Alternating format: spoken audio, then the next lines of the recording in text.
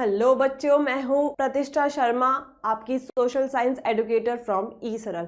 15 minute वाली series में हम आपका आज पहला चैप्टर लेंगे इकोनॉमिक्स का, जो कि है पॉवर्टी एज चैलेंज। पॉवर्टी एक चैलेंज क्यों है? बिकॉज हमारे को पता है कि अगर हमें पैसा नहीं मिलेगा, हमें हमारी बेसिक नीड्स नहीं मिलेगी, तो कोई भी इंसान गरीब होगा। तो इस चैप्टर में हम समझने जा रहे हैं कि कौन पुअर है, कैसे पॉवर्टी को मेजर किया जाता है, इंडिया एंड बाकी अदर कंट्रीज में पॉवर्टी की क्या कंडीशन है। इसको समझना स्टार्ट करते हैं। इंडिया के अंदर बहुत डिफिकल्ट चैलेंज है पॉवर्टी। क्यों है? बिकॉज जब हमें इंडिपेंडेंस मिली थी 1947 के अंदर, तब ब्रिटिशर्स ने हमारा basic market, handloom market, handicraft market बहुत डिस्टर्ब कर दिया था। उसी वजह से एम्प्लॉयमेंट में कमी आई, और एम्प्लॉयमेंट में कमी आने से हुआ क्या? लीड किया पॉवर्टी को।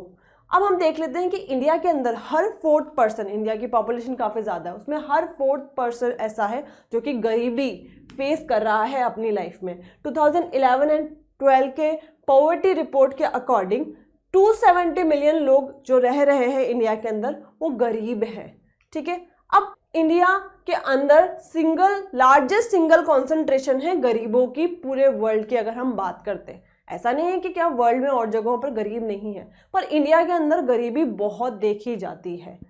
पॉवर्टी को समझ लेते हैं, ये जानने के पहले कि क्या कंडीशन है सभी देशों में पॉवर्टी की। पॉवर्टी की डेफिनेशन हम समझते हैं। Poverty is a situation in which person do not able to fulfil their basic needs. गरीबी एक ऐसी सिचुएशन है जहां पे लोग अपनी बेसिक नीड को फुलफिल नहीं कर पाते। क्या होती हैं बेसिक नीड्स? खाना नहीं होना, घर नहीं होना, क्लोथ नहीं होना, साफ पानी, सैनिटेशन, क्लीननेस नहीं होना। अगर ये बेसिक नीड्स फुलफिल नहीं हो पा रही है तो हम कहेंगे कि वो इंसान गरीब है। अब हम देख लेते हैं कौन गरीब होते हैं और कौन गरीब नहीं होते हैं। इसके लिए गवर्नमेंट ने एक पॉवर्टी लाइन का एस्टिमेट स्टैब्लिश किया है। पॉवर्टी लाइन की डेफिनेशन क्या होती है हम देख लेते हैं। Poverty line is a method to determine poverty on the basis of their income and consumption level. मतलब लोगों के इनकम, जितना वो अर्न कर रहे हैं और जितना उस अर्निंग को कंजर्व कर पा रहे हैं, उस लेवल पे डिसाइड होता है कि कोई गरीब है या नहीं है। हो सकता है कि कोई इंसान 10,000 कमा रहा हो, लेकिन हो सकता है 10,000 में से 8,000 तो लोन देने में चुका रहा हो और सिर्फ 2,000 में अपना घर चला रहा हो, तो वो इंसान भी गरीब ही कहलाएगा। इसलिए इनकम एंड कंजम्पशन लेवल दोनों आता है। तो हम देख लेते हैं क्या मिनिमम लेवल सेट किया हुआ है। बट हम जान लेते हैं कि जो मिनिमम लेवल सेट किया हुआ है इनकम एंड कंजप्शन का, अगर वो उस पॉवर्टी लाइन के ऊपर है तो उसे हम गरीब नहीं बोलेंगे, और अगर वो पॉवर्टी लाइन के बिलो है तो हम उस पर्सन को गरीब बोलेंगे। समझ लेते हैं पॉवर्टी लाइन ऑफ इंडिया के बारे में। रूरल एरिया के अंदर एक अमाउंट सेट किया गया है 816 रुपये, एंड अर्बन एरिया के अंदर ये अमाउंट सेट किया गया 1,000 रुपये। अब रूरल एरिया और अर्बन एरिया के अमाउंट में डिफरेंस क्यों है? क्योंकि अर्बन सिटी में जब रहता है कोई भी पर्सन, उसके खर्चे ज़्यादा होते हैं कंपैरेटिव टू रूरल एरिया। अगर इन अमाउंट के नीचे कोई भी पर्सन कमाता है एनुअली, तो हम उससे बोलेंगे कि वो गरीबी रेखा के नीचे है। अगर ऊपर कमाता है तो वो गरीबी रेखा के ऊपर है। ठीक है, अब हम चलते हैं।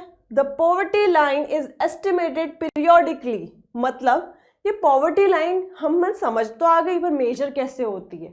ये पॉवर्टी लाइन हर 5 साल में मेजर की जाती है बाय कंडक्टिंग अ सर्वे। सर्वे कौन कंडक्ट करवाता है? NSSO, national sample survey organisation.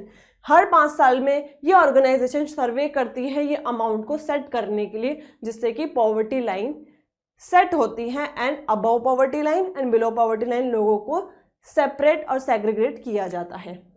Poverty line in America की बात करें तो जैसे हमारे इंडिया के अंदर एक अमाउंट सेट है, अगर हम अमेरिका की बात करते हैं तो वहाँ पर कार लेना भी एक बेसिक स्टैंडर्ड है, और अगर वहीं हम इंडिया की बात करते हैं तो यहाँ पे कार लेना एक standard living of life consider किया जाता है। तो देश में भी डिफरेंस है, स्टेट में भी डिफरेंस है गरीबी का। ये गरीबी रेखा हर जगह के लिए सेम नहीं होती है। नेक्स्ट आता है हमारा मिनिमम फूड रिक्वायरमेंट, कि आप पैसा तो कमा रहे हो लेकिन आपको खाना भी तो नेसेसरी है। तो उसके लिए भी गवर्नमेंट ने ये डिसाइड कर रखा है कि कितनी फूड सफिशिएंट होता है, उसके लिए कैलोरी डिसाइड की गई है। जिसमें रूरल एरिया की बात करें तो 24,000 कैलोरी को सफिशिएंट कैलोरी माना गया है एक पर्सन के लिए। अगर अर्बन एरिया की बात करें तो यही कैलोरी 2100 है। रूरल की ज़्यादा इसलिए है बिकॉज वहाँ पे चलना होता है, खेतों में काम करना पड़ता है, ठीक है, फिजिकल वर्क ज़्यादा होता है comparative to urban areas. Then चलते हैं हम estimates of poverty in India. India का ये एक पॉवर्टी का एस्टिमेशन दे रखा है जिसमें हम देखते हैं कि 1993 से 1994 में ये 45% अप्रॉक्स था। 2004 और 5 की बात करें तो 37.2 पॉइंट अप्रॉक्स था एंड लास्ट 2011 एंड 12 की बात करें तो 22% अप्रॉक्स था। यानी कि हमने देखा इस रेशियो से कि पॉवर्टी डिक्रीज हुई है, यानी कुछ ना कुछ तो अच्छा हुआ ही है, गवर्नमेंट ने भी किया है एंड लोगों ने भी किया है। आगे चलते हैं हम वल्नरेबल ग्रुप समझने के लिए। वल्नरेबल ग्रुप कौन होते हैं? ऐसे ग्रुप जिनको फ्यूचर में पुअर होने की प्रोबेबिलिटी ज़्यादा होती है। Vulnerable groups are the groups of people who has more probability of becoming poor in the future.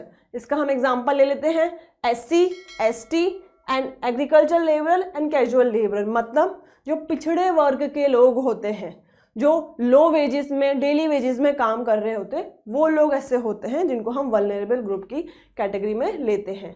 Inter state disparity की बात करें, ये होती क्या है? हमने जैसे अभी इंडिया एंड अमेरिका का एग्जाम्पल लेके समझा था कार के एग्जाम्पल से, वैसे ही स्टेट के अंदर भी, हमारे कंट्री के अंदर भी स्टेट्स में डिफरेंस होता है।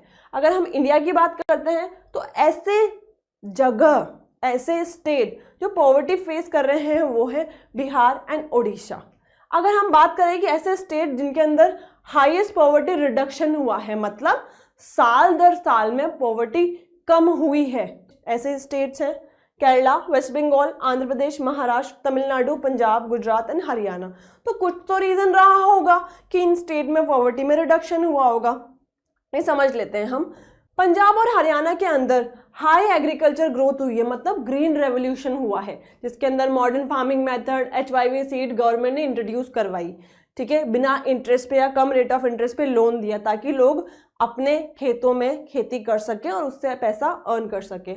यही बात अगर हम केरला की करें तो केरला ने ह्यूमन रिसोर्सेज पे ज़्यादा इन्वेस्ट किया है, स्किल्स पे, पढ़ाने लिखाने पे लोगों को, इसलिए वहाँ पे भी पॉवर्टी रिड्यूस हुई है। वेस्ट बंगाल की बात करें तो वहाँ पे लैंड रिफॉर्मेशन इंट्रोड्यूस किए गए हैं, लैंड को रिफॉर्म किया गया है ताकि लोग उस लैंड का अच्छे से इस्तेमाल कर सकें। अगर हम बात करें आंध्र प्रदेश और तमिलनाडु की, यहाँ पर भी फूड ग्रेन का जो PDA सिस्टम होता है, पब्लिक डिस्ट्रीब्यूशन सिस्टम, वो इम्प्रूव किया गया है सब्सिडी रेट पर, इसलिए वहाँ पर भी पॉवर्टी रिड्यूस हुई है, क्योंकि फूड बेसिक रिक्वायरमेंट है, अगर लोगों को फूड मिलेगा तो ही तो वो काम कर पाएंगे, ठीक है।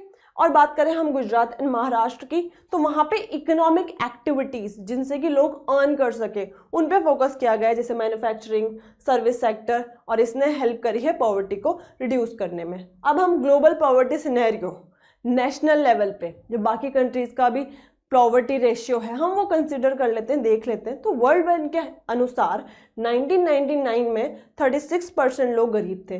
2015 में वो गरीबी का रेशियो 10% रह गया, यानी कि पॉवर्टी के अंदर रिडक्शन हुआ है, ठीक है। अब हम बात करें अगर सब सहारन अफ्रीका की, तो वहाँ पर भी 2005 में रेशियो 51% था, जो कि 2015 में 41% रह गया, यानी कि 10 सालों के अंदर 10% रिडक्शन हुआ है। कम हुआ है, स्लो ग्रोथ से हुआ है, बट हुआ है, ये ज़रूरी है।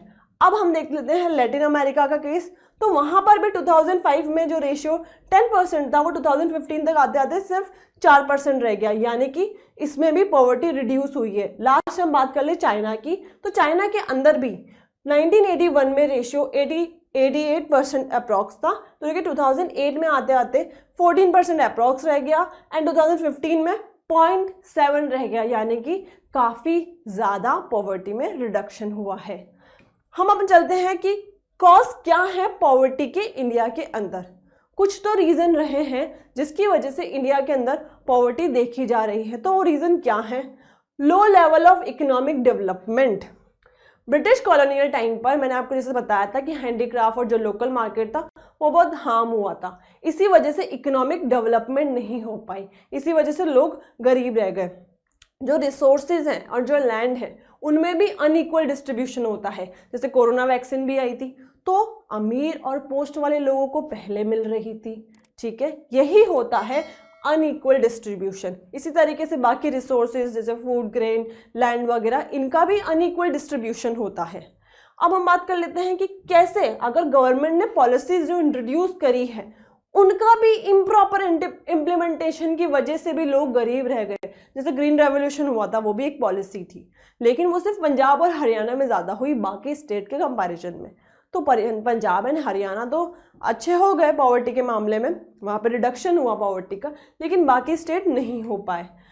और लेस जॉब अपॉर्चुनिटीज़, जैसे जैसे पॉपुलेशन बढ़ रही है तो लोगों को जॉब की डिमांड भी बढ़ रही है, लेकिन वो फुलफिल नहीं हो पा रही, ये भी एक कॉज है पॉवर्टी का।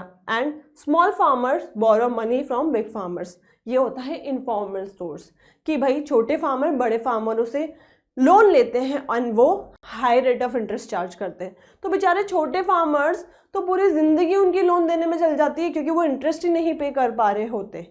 इसी वजह से गवर्नमेंट ने एंटी पॉवर्टी मेजर्स स्टार्ट किए थे, जिसमें था promotional of economical growth. Economical growth क्या होती है? ऐसी चीज़ें सेटअप करवाना जिससे कि लोग मनी रिलेटेड मैटर्स में सिक्योर हो सकें। अगर इकोनॉमिकल ग्रोथ होगी यानी कि एम्प्लॉयमेंट भी बढ़ेगी, एम्प्लॉयमेंट बढ़ेगी तो लोगों के पास पैसा आएगा, और लोगों के पास पैसा आएगा तो ज़्यादा से ज़्यादा लोग अपने बच्चों को भी एजुकेट करा पाएंगे। ठीक है, हम पढ़ लेते हैं targeted anti poverty programmes. Targeted क्या होते हैं? मतलब मैं क्लास 9 के लिए वीडियो बना रही हूँ, तो ये वीडियो अगर क्लास 9 के बच्चों तक जाती है, ये हो गया मेरी टारगेटेड स्टूडेंट। तो वैसे ही होते हैं टारगेटेड, कुछ लोगों को टारगेट करके बनाए गए होते हैं। जैसे Mahatma Gandhi national rural employment guarantee act 2005, इस एक्ट ने क्या बोला था कि आपको 100 डेज तक एम्प्लॉयमेंट दी जाएगी हर घर के हर इंसान को। ठीक है, मतलब पैसे भी दिए जाएंगे आपको और ऑब्वियसली काम करा के। 1/3 jobs have been reserve for women. इसके अंदर 1/3 जो जॉब्स थी वो केवल वुमेन के लिए करी गई थी, ताकि वुमेन भी कमा के इंडिपेंडेंट हो सके। प्राइम मिनिस्टर रोजगार योजना 1993, इसने एम किया था लोगों को सेल्फ एम्प्लॉयमेंट देने के लिए, मतलब इंडिपेंडेंटली आप काम करना चाहते हो वो आप कर सकते हो। फॉर एजुकेटेड अनएम्प्लॉयड, जो पढ़े लिखे बिना जॉब वाले पर्सन थे उनके लिए, और specially rural area and small towns के अंदर। स्वर्ण जयंती ग्राम स्वरोजगार योजना 1999, इस योजना में था कि लोगों को अपलिफ्ट करने के लिए ये योजना बनाई गई थी by providing them subsidy and loan at low interest rate. यहाँ होता है हमारा ये chapter complete. Thank you so much.